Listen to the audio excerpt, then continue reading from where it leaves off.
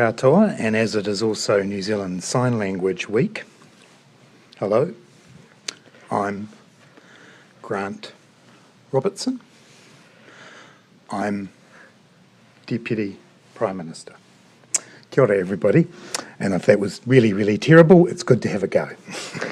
Today I'm joined by Education Minister Chris Hipkins to provide an update on the work we're doing to accelerate our recovery by getting more Kiwis into jobs and helping to keep them there. Before we turn to that announcement, looking to the week ahead, on Wednesday, the Prime Minister will deliver a speech virtually to a Business New Zealand audience about the upcoming budget and related matters. While she will not be able to be in Auckland, Minister Whāwhoi and Minister Hipkins will be there. On Thursday morning, as is traditional, I will be doing a pre-budget speech to the Wellington Chamber of Commerce. That morning, there will also be two special debates in Parliament, one on the carbon budgets and one on the report of the Select Committee on the Natural and Built Environments Act. There will be other announcements and speeches during the week, but a highlight for all of you, I'm sure, will be that I'm attending an announcement about the 2023 FIFA Women's World Cup in Auckland on Friday. Turning to today's announcement.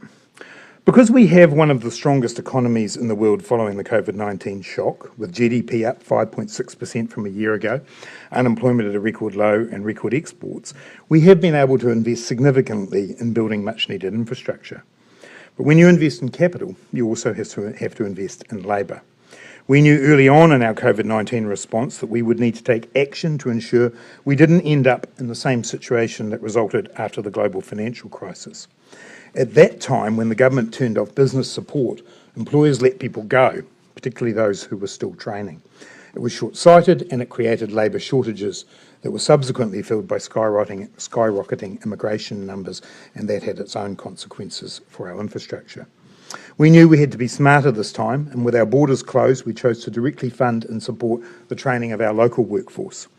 At the start of the pandemic, as well as rolling out the wage subsidy, which helped businesses retain their current workforce, we created a program that funded employers to keep and take on new apprentices. The Apprenticeship Boost has to date supported more than 43,000 people to keep or get an apprenticeship. It funds employers per apprentice, providing a financial incentive for businesses to keep them on and put the time and effort needed into training them. It has been extremely successful. The number of apprentices has increased by 55% in 2 years. The plan is working. The Apprenticeship Boost is one of the many reasons unemployment has fallen to 3.2%, a record low. And in the past quarter, we've had more people come off the benefit and move into work than at any time since the Ministry of Social Development began keeping electronic records in 1996. And that brings me to why Minister Hipkins is with us today, because through Budget 2022, we are continuing to invest in our people in order to provide job security and a skilled workforce ready to participate in our recovery. Today we are announcing an extension to the Apprenticeship Boost program out to the end of next year. That means we'll be supporting around 38,000 apprentices, 24,000 of which are likely to be new apprentices, and 14,000 who will continue to benefit from the program beyond August this year. We're also adding 1,600 places to Mana and Mahi, an incredibly successful program that already supports over 4,700 young Kiwis to move off a benefit and gain the skills and qualifications they need to fill gaps in the workforce. Part of the budget, we're also extending funding for Māori trades training. This is a bespoke program run through the Ministry of Social Development in partnership with 17 Māori entities across Aotearoa that does work-focused training for rangatahi. These are programs that are making a difference to people's lives and are ensuring that we aren't making the same mistakes of the past, such as only relying on immigration to fill our skill gaps. In these tough times, ensuring New Zealanders have the support they need to get trained and find work while providing business with the skilled workers they need is a key thing that the government can do to help drive our recovery. I'll now pass over to Minister Hipkins to provide you with a bit more information. Thank you, Deputy Prime Minister. It is very good today to be able to confirm that we'll be extending the Apprenticeship Boost program out to the end of next year, benefiting around 38,000 apprentices. We expect that to include around 24,000 new apprentices and around 14,000 apprentices who will continue to be supported by the scheme. It also means that new employers will be able to sign up. There are currently around 17,000 employers registered and receiving that additional support. We've had a lot of positive feedback from businesses over the last 2 years as a result of this program. We know that it's allowed them to keep people on, and the people who they've invested their time and effort into, even when they've been at the toughest points of the global pandemic. Today's investment through Budget 2022 of a further $230 million means the program will extend to the end of next year, ensuring that we can get on with the job of building houses and upgrading infrastructure whilst training up the future workforce at the same time. Apprenticeship numbers have considerably increased since the start of the pandemic. As at the end of February this year, there were 56,000 apprentices funded by the Tertiary Education Commission, compared to 37,000 at the same time in 2020, an increase of 55% over 2 years. We're also succeeding in getting more women into the trades. Since the apprenticeship boost was introduced, there has been an 88% increase in the number of women doing apprenticeships. They are up to nearly 8,000 today. The program has also supported 7,325 Māori apprentices, which is around 17% of all of those receiving the apprenticeship boost, and 3,075 Pacific apprentices, which is around 7%. There's still plenty more that we need to do around diversity in the trades, but we've been making some pretty solid progress. In recognition of the significant growth in apprentices since 2020 and the very strong labour market that we have at the moment, we are making a change to the funding rates attached to the apprenticeship boost. In order to extend the initiative at a reasonable cost, the first year subsidy rate will be lowered to $500 per month per apprentice, and that will start from the 5th of August 2022, and the second year rate will remain the same at $500 per month per apprentice. So I want to congratulate the record numbers of people starting in their apprenticeships and thank employers for taking on apprentices and making sure that they are learning whilst they are also earning. It's a testament to all of them that the program has been so successful. Thanks, Minister Hipkins. I think what we'll do is take questions for Minister Hipkins and around the announcement first, and then he'll depart and I'll carry on. So, Mikey. Minister, can you just explain how much that per month per apprentice funding will drop by? So it was $1,000. It's now we're basically standardising the first and second year rate. So it was previously $1,000 in the first year and $500 in the second year. We're now standardising that to $500 a month. And why do we need more apprentices? There's no question that skill shortages have been something that New Zealand suffered from a long time, and building and construction has been right up there in terms of areas of skill shortage. That's been one of the biggest areas of increase in apprenticeship numbers. But actually you'll find in all of those areas where we have apprenticeships that are being subsidised, there have been areas of skill shortage. So it's a very well targeted investment in terms of being able to address those long-term skill shortages the country's been suffering from. So, Minister, why have you decided to halve the subsidy in the first year, given the success of the last 2 years? Surely we need more apprentices. Well, ultimately we made the decision to extend the subsidy. So there wouldn't have been a subsidy at all if we'd decided not to extend it. And we do have to recognise we've got a very strong labour market at the moment. We've seen very strong growth in apprenticeship numbers. I think we're confident that we'll continue to sustain a very strong level of apprenticeship numbers and also growth as well with the new rates that we've announced today. So how much have you saved by halving the first year? Well, the overall numbers, I can give you, as I indicated to you, I think the first year apprentice numbers are around 24,000 and about 14,000 in their second year. So you can kind of work out that it does lower the cost to a level where we can sustain it for longer. So why not keep it going forever, given the success of it? Look, at the moment we're announcing it through to the end of next year. You never say never. On school absenteeism, there's been high absenteeism and school are worried that they may lose a lot of their funding because of that. Whangarei Intermediate Principal is calling on you to keep the status quo for that per student funding into next year. Is that something you would consider? Schools won't lose funding for absenteeism. They don't lose funding now. They never have. Schools are funded based on the number of students who are on their roll rather than whether or not those students show up. And we're not proposing to change that. Where there are role fluctuations from year to year, yes, school funding does change. Where there's a significant change in a school's circumstances, then I'd encourage them to work with the Ministry of Education to make sure that they're getting all of the support that they can to smooth that out. When students do fall off roles, then that would affect their funding. Is there any sort of wiggle room or sort of assurances that you can give schools that they won't suddenly be working with a reduced budget because students have fallen off their radar? I'm confident that increased absence is not, resulting in decreased school funding, but I am concerned about increased absence. And so that's why you saw the announcement that we made last weekend about getting kids back into school. And our message to parents is now is the time to get kids back into school as well. I am concerned, that our attendance numbers are not where they need to be. And just switching, to COVID, while we have you, Michael Baker has suggested that fourth dose of vaccine for people most at risk, has suggested a fourth dose for those most at risk. Are you considering this, and how far off would it be? Yes, we are, and as I indicated last week, I think when asked that, we've been getting advice on that, and we've got some logistical issues to work through around the authorisation process for fourth doses, and we're working our way through that. But I think it is likely that we will, have more to say about that in the next week or two. And are you concerned about the two new variants, or the new variant rather? All new variants are, something that we monitor very closely.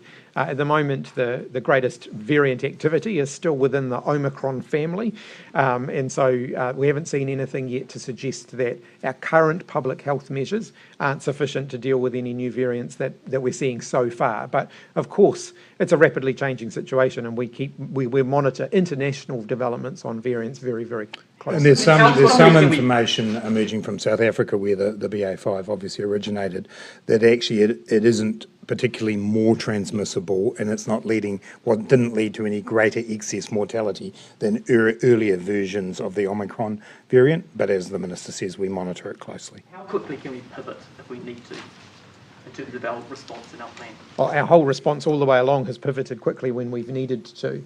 But we still have public health measures in place at the moment. And one of the reasons that we have public health measures in place at the moment is because there is still a global pandemic raging around the world. And things like mask use and the various other measures that we have in place are making a difference. Minister, what's the government going to do about the escalating number of RAN waves that have been occurring? I'm just going to check before we come to that, Jason, whether there are any other questions for Minister Hipkins, and then we'll pick that up. Mikey? Well, last question on that topic, but it's for you. Does that count? Yeah, we can go there, yeah. So halving the subsidy, is this a sign, Minister Robertson, that you are tightening the belt? Is this a sign of more to come? It's a sign of making sure that we're targeting our spending to where we can have the biggest impact. And to take Minister Hipkins' point, we're extending the subsidy. Within that, we're making use of $230 million to make sure that we have apprentices looked after. The feedback that we've had from the employers is that they will welcome this. They'll continue to use it. It's been a very important part of making sure people have not only completed their apprentices, but that employers have the workforce that they need. So it is about providing targeted support to extend a successful program. So you haven't had any indications from smaller employers that would hurt them in the sense that they would just say, we're not going to go there? No, we've had really good support from employers, and in fact the feedback that we had when, through informal conversations with employers is that, they just want to see the scheme continue. So just on the 190,000 who went through the scheme, do you have any idea of how many have actually stayed on as tradespeople, and what the dropout rates were and that sort of thing? Well, so that number that you're mentioning covers both the apprenticeship boost and also the extra support we've provided for trades training off the job as well. So the fees-free component of that too. We've had really high retention rates. I had the number this morning. I'll get it to you anyway. But the retention rates have been incredibly high. Bearing in mind that these are the first and the second year apprentices, and so we haven't seen a drop-off rate at the end of the second year, for example, once the subsidy no longer applies. Generally, the feedback from employers is it's those first 2 years that are the most critical, because it's the time when those new apprentices require the most support. As they get through their apprenticeship more, there's more things they can do on their own. They're much more productive, and therefore, potentially less of a drain on the business. And so that's why we targeted those first 2 years. Right, On thanks. I've got one up as well, sorry.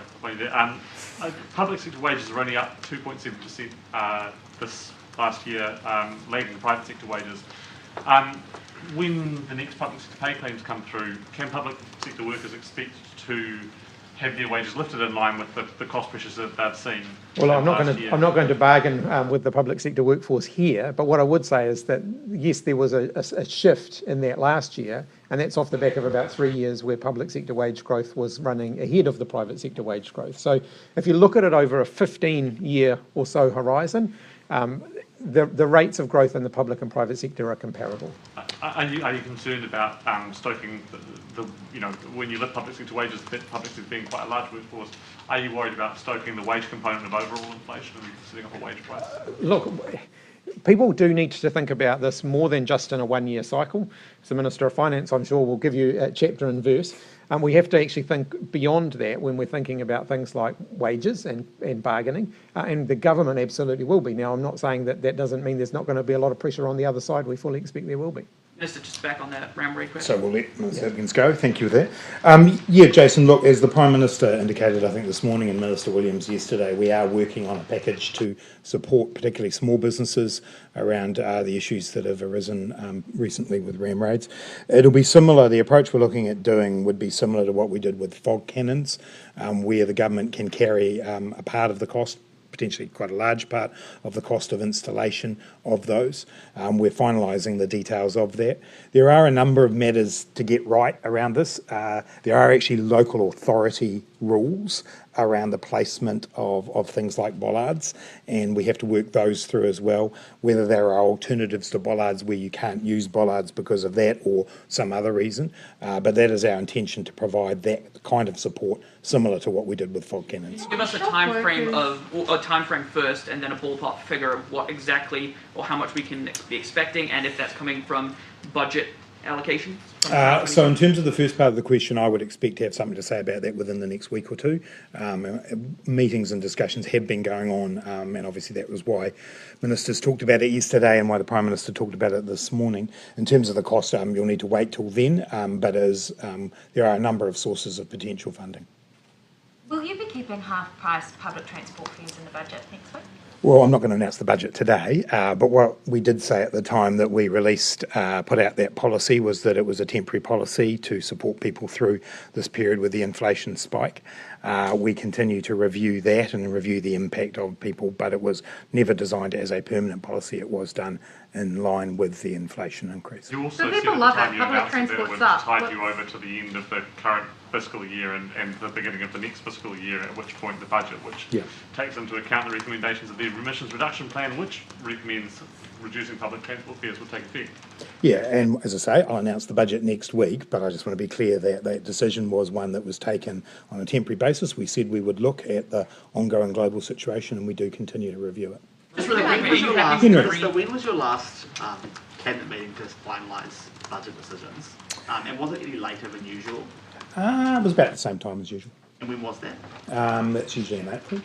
Are you happy with? Do you feel like you've had time to address cost of living, inflation, which has really come up as an issue in the last 6 months, given the budget process usually starts around November, when things work quite Look, bad? we've become incredibly flexible with the way that we put budgets together through the course of the last 2 years. You'll recall that the budget we did in 2020, we effectively rewrote over a few days, not long before we delivered it. So we do have the ability to be able to be flexible from the process, which actually starts in about August of the previous year and works its way all the way through until we finalise it at the package in April. And then we do a lot of work to produce what you get next week. So we've had some time to think about what we're doing, and I think the package that we're going to put out is a careful balance to make sure that we do give stability and security to New Zealanders, but all those details are out next week. Are you prepared to travel to the US in the case that the Prime Minister is unable to because of the COVID infection? I'll just say that again. Are you prepared to travel to the US in the case that the Prime Minister is Oh, unable look, that's to? not something we've considered at all, and the Prime Minister fully expects to be able to travel to the US. Is that something you should consider, though? The Supreme Court is considering overturning Roe v. Wade. Can I just get your reaction to that? And also, are you satisfied with where abortion laws are in New Zealand at the moment? Well, on the latter point, obviously, we made changes to abortion laws last term, and I think that was a terrific advance to be able to move that to be more of a health issue and less of an issue within the justice system or the justice acts. And so, yes, I'm satisfied with where we are. Obviously, we have advisory groups that continue to give us advice on what we may or may not need to do. On the first point, it's always, we try to avoid commenting on other countries and other countries' political situations. In this case, all I can state is that as a personal view, I strongly back a woman's right to choose. And I think that around the world you're seeing a reaction to this, and particularly in the United States, and particularly from women, that I can completely understand. And obviously in New Zealand, I'm pleased with where we are.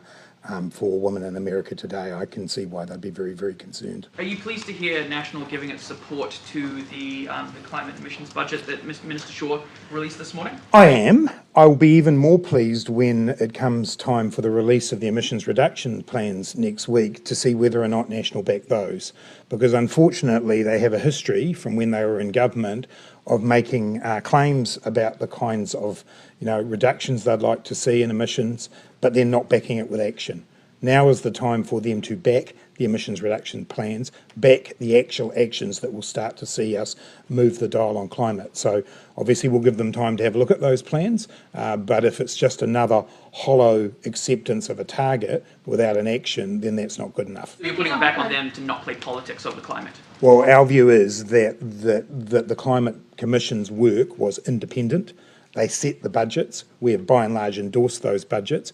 We now as a country have to take action to get ourselves to the goals of the Zero Carbon Act and the goals of the carbon budgets. That will come through our emissions reduction plans. The challenge I'm putting down to the National Party is back your words with actions, unlike what you did when you were in government. Nicola Willis gave a speech today as finance spokesperson and criticised the government's wasteful spending.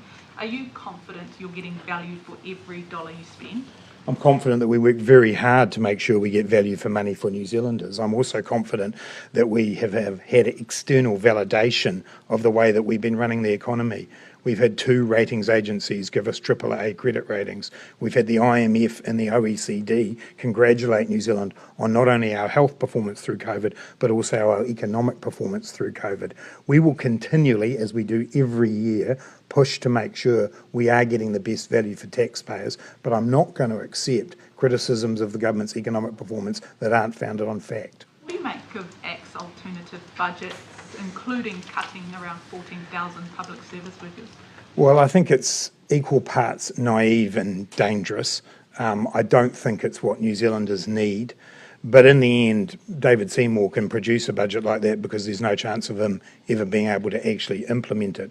The more important question here is, what does Christopher Luxon take from what David Seymour has said? Because if the National Party were to end up in government, it would be with ACT. And so Christopher Luxon has to answer the question of whether he's going to lift the age of the pension, whether he's going to cut the winter energy payment, whether he's going to freeze the minimum wage, whether he's going to abolish a range of government programs and agencies that support some of the most vulnerable in our communities. So that's really where my interest in Mr Seymour's announcement lies. Are you going to show restrained spending next week? I think we've got to get a careful balance, and part of that is making sure that we spend in a targeted way, that we make sure that we are addressing the issues that New Zealanders need us to address. And we've got a track record of that. We have actually kept debt lower than almost all of the countries that we would compare ourselves to. We've done that while also keeping unemployment down and by making sure that we have had good, solid economic growth. So it's about a balance, it's about targeting our spending, and it's about looking both to the near term, which is very important, but also to the longer term. I think one of the mistakes that has been made in New Zealand over many years is that we tend to focus just on the short term and don't invest enough in long-term programs. And I've already signalled that the 2 areas for this budget that we're focused on are the revamping of the health system and climate change. Both of those are about making sure we've got security for New Zealanders over coming decades. The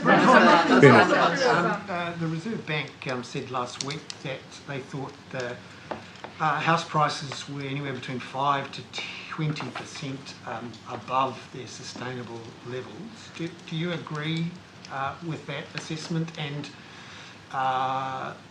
would a 20% fall be a problem for the government? As you know, because you've asked me the question many times before, I tend not to put percentages on it. The job we've given the Reserve Bank is to think about house prices as they're setting their financial and monetary policies, and so they've given you that range. In terms of what happens with house prices, whether they fall or not, again, I haven't commented on when they've gone up in terms of what I would like and what I would do in terms of whether they decrease. What we've wanted is a housing market where more people can buy their first home and where it is a much fairer and more sustainable market.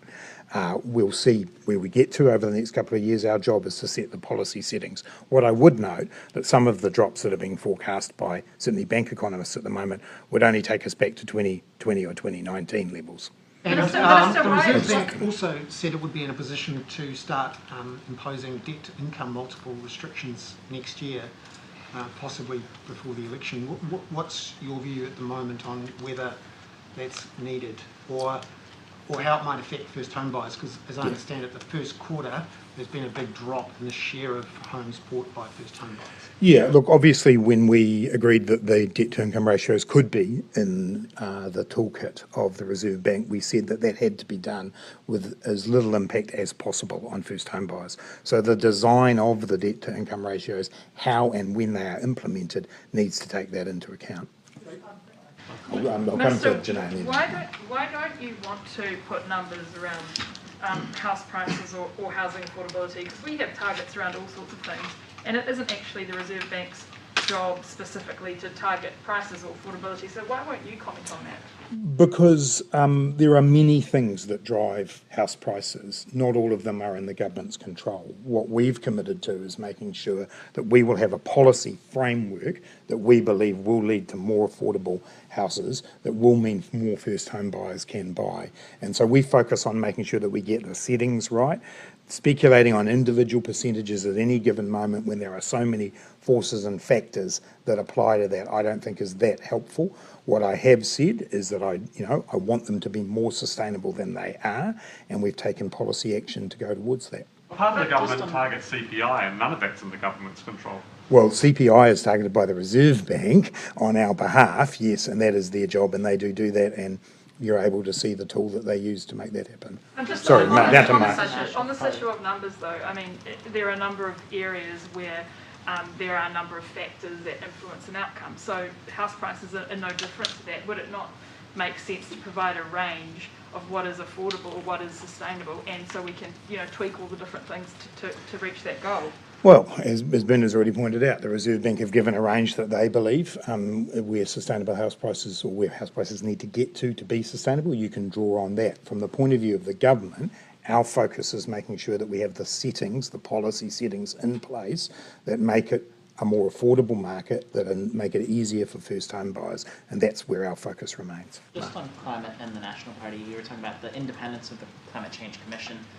Is it your view that if National doesn't back the ERP, their climate policy or climate views aren't evidence-based, essentially? Look, I think it's the track record of the National Party here that worries me. So it was all very well to go to Paris and say this is what we think New Zealand's commitment should be, but then to not take action on that, I think means that their commitment was hollow.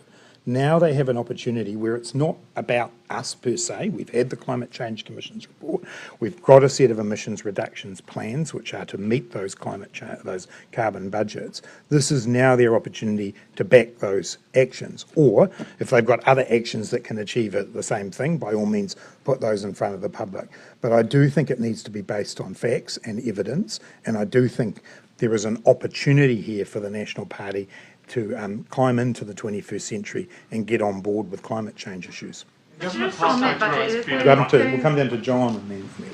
Minister, what if any aid or military support will the government provide to Ukraine this week? Don't think there are any announcements planned for this week. Obviously, we made significant announcements around the support that we're giving to Ukraine, both in terms of the people on the ground that we have supporting the logistics, the intelligence, and the money that we've provided via the United Kingdom, plus the humanitarian support. Cabinet continues to keep that under watch, but I'm not aware of any announcements this week. The United Kingdom has pledged another £1.8 billion, and United States Congress is considering a $33 billion US dollar package of assistance. Absolutely, and it's on the minds of all governments, and as I said, we continue to consider what further support we can provide. Yeah, just back on the emissions budget. So Cabinet's adopted broadly sort of what the Climate Change Commission recommended. So is it likely that you will adopt pretty much the draft plan? Oh, look, a lot of work has gone into the emissions reduction plans, and what the Climate Commission put forward to us was essentially a challenge for us to go away and look at transport or energy or industrial heat or building and construction and say, what will you do? What are the specific things that you will do? And so we've taken our time to build on what we've been given, and in the end, those plans have to be able to reach those carbon budgets. And so I think you'll see on Monday the comprehensive nature of what we've put together. And just on how would you rate New Zealand's climate action to date? Are you proud of what New Zealand has done in the climate action space so far? I'm pleased that New Zealand has taken on board the Climate Commission, made sure that we've set that up, the Zero Carbon Act. We've definitely got more to do. So I'm pleased that we've been able to start making progress in terms of these building blocks, but we can never be satisfied with where we are today.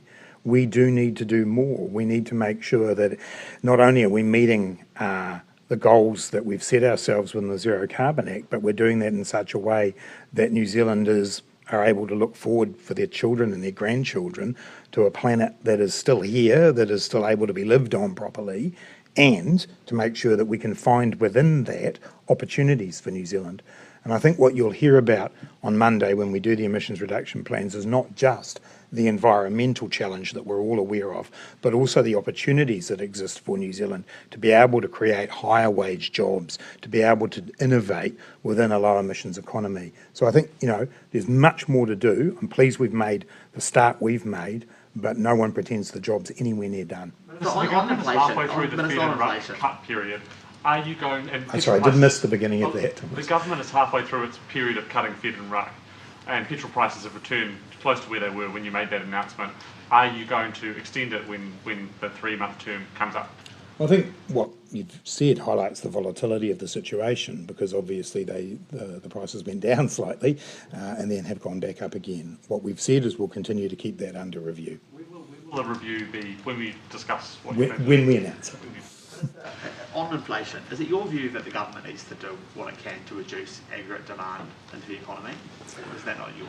Oh, look, I think it is challenging at the moment where we obviously have had demand that is not met by supply. I think it's been important that the government has supported New Zealanders through COVID. We've kept people in work.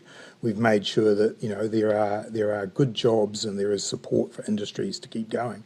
If you just take an example like construction, where there's massive demand and that is pushing up against supply chain constraints. Normally, in normal times, that would be fine, and we would have as much jib board as we need, many building products come in as we need. The problem with that would be if the government were to step back from our public housing build, we would be doing a disservice to current generations and future generations of New Zealanders. So we have to strike a balance here. We have to make sure that we're targeting our support, investing in the areas that are needed. But that level of demand is certainly a factor, but normally it would be met by supply. And unfortunately, certainly in the short term, we can't do that. Just one follow on that. We seem to be around maximum sustainable employment. You'd probably widely agree with that. Why are you still pumping money into policies like Jobs for Nature and other job creations checks that would make sense in a high unemployment situation, but that's not the situation we're in? Have you considered cutting them? We're not pumping further money into those. Those are programs that have already been set up and are being worked through and are coming to fruition. I say again what I've said here before. I stood on this podium and had a Treasury report that told me we were going to have 10% unemployment. We've worked hard alongside New Zealanders to make sure that unemployment is at 3.2%. we can still continue, as Minister Hipkins was announcing today, to support people to get more skills and to make sure that we have the best result for New Zealanders here. But we also have to start thinking about inward immigration, expanding the labour supply as well. Joe. Sorry, Joe. Could you reduce that spending going forwards? I mean, most of these policies we continually look at all of the policies and whether or not the investments are needed. But if you're looking at Jobs for Nature, those are programs that have been well underway, and I'm not going to cut them in the middle of them. Joe. Just going back to the health reforms, Chris Luxon's been quite clear about the fact that he doesn't see a need for the Māori Health Authority separate from, say, a directorate within the Ministry of Health system. There's going to be a lot of expectations, I guess, around how much money you're going to put into that in the budget, but also that leads to how much sort of achievement or results you're going to see early on as well, because it will take time, as we know, with a new system like that. Do you feel a little bit, I guess, under pressure with an election 18 months away? Are you going to be able to deliver results with the Māori Health Authority in time to convince people that it was worth it? Before I come to that, I admire your faith in what the National Party's position is on the Māori Health Authority, because I've heard a number of different positions, including that they'll keep it if it's working, that they'll get rid of it, or that, as you say, they'll use some existing mechanism inside the Ministry of Health. So I'm not at all clear on what the National Party's position is. In terms of the second part of your question, it will take time, and I think everybody in the health system understands the magnitude of the change. We're determined that people will be able to see a difference in the services that they receive, and we're going to make sure that there is support available for, particularly for Māori providers who are going to be working with the Māori Health Authority, to be able to start delivering programs. We are needing to design this as we go and deliver as we go. And one of the reasons we've structured the health budget the way we have, by doing a 2-year budget this time, and then once we have the New Zealand Health Plan, 3-year budgets from then on, is to enable us to do as much work as we can now, see as much change as we can now. But I don't want to underestimate the significance of the reforms here, and particularly the creation of a Māori Health Authority to deal with, generational inequity in our health system. So, yes, we will be asking people to be a little patient, but there should also be some good changes and good service provision changes that people will see. There's certainly been indications, even from Andrew Little, that it could be 4 or 5 years before you start to see fundamental change. We all know the slow wheels of bureaucracy, and while it's optimistic and ambitious to do something big, you must know the restraints and, I guess, the potential breaks that can go on with these sorts of things. I mean, how much change are you really expecting to see in the next year? Look, as I say, it will be somewhat of a slow burn, and everybody in the health system understands that. But the government has within its wherewithal to both make the change but also continue to invest in programs and use some of the shifts to be able to demonstrate the benefits people will see. And you even saw that in the announcement that Minister Little made last week about planned care. We're actually using the Health New Zealand approach to be able to break that logjam. So I think we can make progress while we are fully developing the system. But again, just to repeat what I just said, I think people understand when it's the health system and it's this big, it will take time to see the full impact of all of those changes. Minister, in Australia, the two major candidates have clashed over foreign policy. If there is a change of government there this month, which looks very likely, how do you think that will affect Australia's foreign policy, particularly towards China and Solomons and similar issues that concern New Zealand? As I said before, we tend not to comment too much on other people's elections or policies. What I would say is New Zealand, no matter who's in government in Australia, will continue to work closely with Australia in our region. We have done that for many years and we will continue to do that. When it comes to the relationship that Australia has with other countries, that's the bit I'm not going to comment on from New Zealand's perspective. We'll continue to work with them and continue to advance the interests of the Pacific region. I'll take Janae and Benedict and we'll finish. Just further to Henry's questions around inflation, how nimble do you think fiscal policy needs to be in response to a macroeconomic environment? For example, with COVID, we saw it be very nimble. Do you see a return to sort of more normal times where it's not as nimble, or do you think COVID has sort of shifted things a bit? I think it's really important that we provide as much certainty and stability as we can. And that's certainly what you've seen from us in the past and you will continue to see from us. But we do respond when we need to. We did that most recently with the fuel excise duty cuts and the halving of the public transport costs. So fiscal policy can be nimble and move, and when the time is right, that's exactly what we'll do. But as I signalled in the speech last week, I do think the stage we're now at with COVID particularly means that we can start, for example, bringing things like the fiscal rules back so that we've got a bit more certainty and clarity. As you're well aware, I'm keen on multi-year funding because that is another way that we can do that. So, yep, there'll always be examples of the importance of nimbleness, but I also think New Zealanders need a government that is providing them that stability and security. Finishing with Bernard. Have you been getting any reports or advice on the impact the half-price public transport has had on demand? I've seen media reports on that, and I think Minister Wood would be the person to go to see what other, any more detailed reports than what you've seen. But certainly, anecdotally, we have seen a significant increase in demand. And obviously, one of the things we are trying to do as part of the Climate Emergency Response Fund is make sure that we can support New Zealanders to be able to make mode shifts. Again, some of that takes time. We've got to make sure that we get the infrastructure right, make sure that we get all of the building blocks of this. You might want to expand out for more than 3 months, yeah? As I say, those announcements are for another day. Have you enjoyed the half-price public transport yourself? I have not, no. Unfortunately, nowadays, public transport's not something I'm able to take largely for security reasons. Just for clarity's sake, so will there be clarity for New Zealanders who have been enjoying the half-price public transport fares on Monday or Thursday next week? Good try, Amelia.